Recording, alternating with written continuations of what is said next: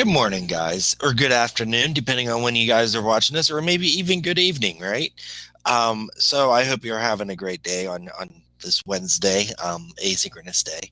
You don't gotta, listen to me and come to class, but I want you to watch this. So whenever you're watching this today, we're going to talk about the gold rush and traveling to California. Now, those are two big important events that happened. So we're going to take a little bit of time on this, and this is something that you guys really need to pay attention to, okay? So the words that I need you guys to pay attention to is prospector. That's a person who searches for gold. A sluice box is a trough to catch pieces of gold. And some of these things you may not know, but I think you've probably seen them in places. Um, a rocker is an open box that was rocked back and forth used to find gold. Transcontinental is passing across a continent. So, like a continent, North America is a continent, it would just be passing across it. A route is a course or a way from a starting point to a destination. And lobby is to try and influence a public official about an issue. Um, this is a politician's, this is like political, is what this is. Um, all right, so the California Gold Rush in 1849. I don't know if you guys have heard it or maybe have seen it or whatever, but there's the phrase that it goes, "There's gold in them hills," right? And that's what they were talking about. Whenever the California Gold Rush occurred, that's what they were saying. So, Gold Rush of 1848, it lasted for 7 years. Gold discovered in California. You remember John Sutton? His land was the first one to find the gold, and they wanted to keep it a secret, but they couldn't, and it led to the largest migration in U.S. history. Okay, so the gold rush of 1848 to 1855 is the largest migration in U.S. history. That's what happened. Okay, small towns grew into big cities. That is spelled wrong.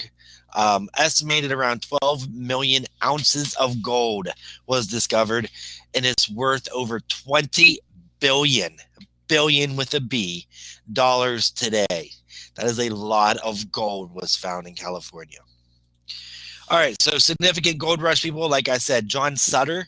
We learned about him whenever we were looking up forts and stuff last on some of the worksheets. And he came from Switzerland in 1834, became a Mexican citizen. Now you might be wondering, like, why did he become a Mexican citizen? Well, the reason why he became a Mexican citizen, because he came into California in 1834, it was still being ruled by Mexico. So in order to obtain the land, he needed to become a Mexican citizen. So that's what he did. He attained 50,000 acres, built ranches, fort, and a sawmill. James Marshall. James Marshall. He was hired by John Sutter. He built a sawmill on Sutter's land, and he found the first gold specks near the river. He was the one who started it all whenever he found the gold specks near the river. So Marshall and Sutter, as I was saying, was trying to keep it a secret. So tried to keep it a secret, and they wanted the gold for themselves and everything else, and they got out. Somebody told somebody, and the discovery led to thousands of people migrating to California looking to get rich. So that's how the California gold rush started. And remember, it led to the largest migration in U.S. history. But John Marshall was the one who found it first. John Marshall found gold first in California. So the gold rush, like I said, it was the biggest migration ever to the West in the U.S. It was the biggest migration ever in the U.S. history also, not just to the West. People came from all over Europe, Mexico, China, Australia. Everybody was trying to get rich. And if you look at that map on the right, the places in red and or pink or whatever color that is, that's where they found most of the gold.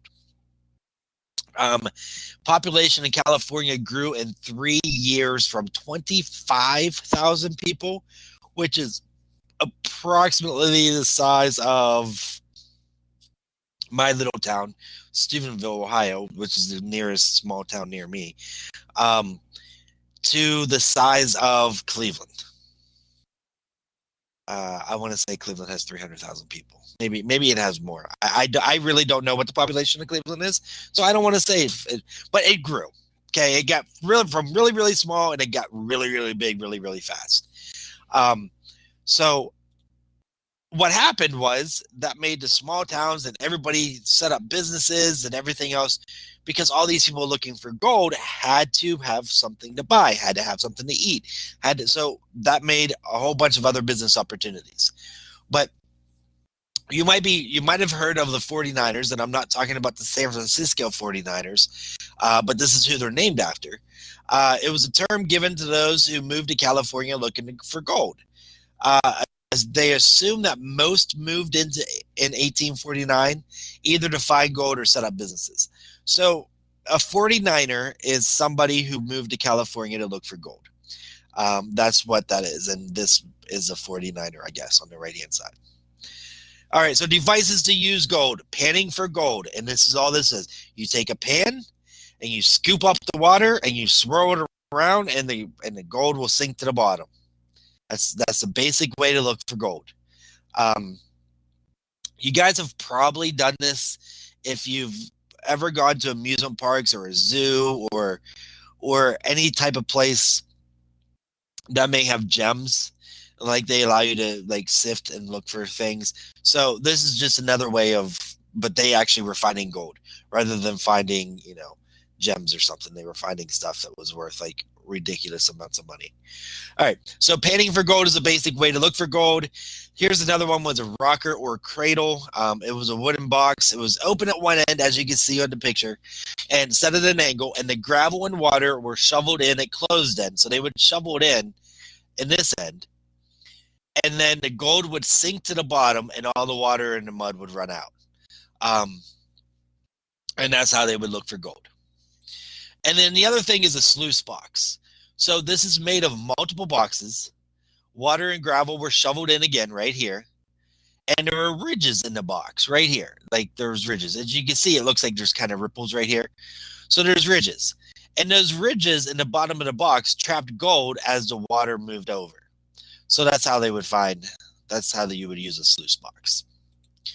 Okay, so not all that glitters is gold, right? So you have a population that increased from 25,000 to 300,000 in 3 years. That put a significant stress on the Native Americans living there already. So the Native Americans suffered, okay? And this is, if you've noticed throughout the whole entire 6 weeks that we've been talking about, the United States becoming the United States in the early years, this is pretty much the same thing happens over and over again, right? The Native Americans are suffering from the people moving into their land. Okay, so how do they suffer? The same exact way that they suffered on the East Coast, they suffered on the West Coast. They were exposed to the new diseases, right? We talked about smallpox, measles, and all that stuff coming in, and they were exposed to it. They were pushed off their land. They were attacked. And because they were pushed off their land, they faced starvation because they no longer had access to streams and waterways. Also, gold finding devices, particularly the sluices, they were great for finding gold, but they were bad for the fish population. And that was the main food source for the Native Americans. So the Native Americans suffered greatly. And these are the 3 ways that they suffered. And it's in yellow, so that's probably going to be on a test. All right, so let's talk about the Transcontinental Railroad. The Transcontinental Railroad was a railroad that connected the east to the west. Okay, it took 6 years to build, and the tracks met at Promontory Summit in Utah. So what it used to take 6 months to travel from the East Coast to the West Coast now only took 6 days to travel from Boston to Sacramento. And you think about this. It took 6 months to travel from Boston to Sacramento, which is across the United States. 6 months, then it went down to 6 days, and now it takes less than 6 hours in a plane because of the time difference. Like, that's crazy, right? How you could just jump in a plane and travel across the country when it used to take 6 months to do it. All right. So did you get it? Spanish missions were built throughout the U.S. That is true. Remember, the Spanish missions were built missions in the current U.S. states: Florida, Texas, California, New Mexico, and Arizona. Actually, let me stop here for a second. If you are watching this, go ahead and hit pause. Okay, so hit pause on this video and then, well, not yet. Don't hit pause yet. And then go open up the quiz, the Module 6 quiz, and open that up. And go through and use this "Did you get it?" on the test. It's the easiest way that you're going to be able to get A's, okay? So look, go ahead and hit pause now and open up your quiz and then come back and then I'll continue. All right. So hopefully you have your quiz opened up. So Spanish missions were built throughout the Southwest U.S. That is true. Where was the very first mission built? That was in San Diego, California. It was built in 1769 and it began the California Mission Trail, and 21 missions were built along this trail. Why did the Spanish build missions in California? It was to convert Native Americans to being Catholic, right? So we've talked about this. This is nothing new. The Native Americans believed in the Great Spirit in the sky, and every European that came over wanted to change Native Americans' religion. Even though they were coming to America on the East Coast, anyway, they were coming to America to get freedom of religion, but they believed that Native Americans didn't have that right. So what number of state did California become when entering the United States? They were in the 31st state. After signing of the Treaty of Guadalupe Hidalgo. If I'm going too fast, all you got to do is hit pause and then hit play. And then after you do that, that's all you got to do is hit pause, find the question, play, pause. So that's all you're going to have to do. So the Pony Express delivered mail, messages, and newspapers. True or false? That is true. The Pony Express delivered those items. Remember, even when it was very dangerous for the riders, they had to go through the mountains. They had to go across Native American land, and they were susceptible to being robbed, right? So it was very, very dangerous for the Pony Express. So how long was the Pony Express route? It was 1,900 miles, which is a nice round number, which I'm going to guess that it probably was somewhere around 1,900 miles, but they just rounded it up or rounded it down just to make it a nice even number. Because if it was 1,965, that's not a nice number. So 1,900 is just easier. So the Pony Express route, remember, started in Missouri, ended in California, and like I was just talking about, it traveled over some of the most dangerous places in the country. Western Union had no effect on the Pony Express and overland mail service. Is that true or false? That is false. So when the telegraph line was completed from the East Coast to West Coast, it pretty much made the Pony Express and overland mail service obsolete, put them out of business because communication became instant. You can get a message to somebody from Boston to Los Angeles in a matter of a snap of a finger, and all it took was somebody to come pick it up. So what led to the largest migration in U.S. history? We were talking about that today. It was the California Gold Rush, remember? Gold was discovered in California, and in 3 years, the population grew from 25,000 people to 300,000 people. What were the 3 ways the gold rush affected Native Americans? Just like everything else. They were exposed to new diseases, they were pushed off their land, they were attacked, and faced starvation. Like, that answer pretty much is across the board on anything. Like, how were the Native Americans affected in Florida? They were exposed to new diseases, they were pushed off their land, and they were attacked and faced starvation. How were the Native Americans affected in Ohio? They were exposed to new, it's the same thing all across the board. Native Americans, this is pretty much the answer for everything on Native Americans on how they were affected when anybody came into their territory. So how long did it take to complete the Transcontinental Railroad? It took it 6 years. 6 years to complete it. And the Transcontinental Railroad met where? In Promontory Summit, Utah. Now, I will explain this to you guys for a little bit. The way the Transcontinental Railroad worked was one company started in one spot on the east, and one company started on the west, and they were going to meet together. And that's why the question is, where did it meet? Because that's where the two companies met. Um, so for your homework, you need to read Gold Rush and Traveling to California. You do not have to do the assignments in the reading, okay? You do not have to do the assignments in the reading. Week 6 homework, Cami, California Gold Rush. Week 6 homework, Transcontinental Railroad worksheet. You're going to learn a lot more information about the Transcontinental Railroad here, which is very important information.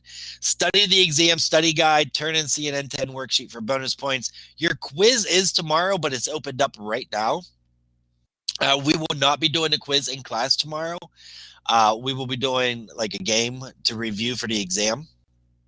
So quiz today and tomorrow, you can use this guided classroom. What I just did, I just gave you all the answers on the quiz. You can use that. You can use the study guide for it. There's all kinds of things that you can use. The quiz is open. I want you to use your study guide, but I need you to study for the exam on Friday, okay? Because on the Friday, you will not be able to use the study guide for the exam.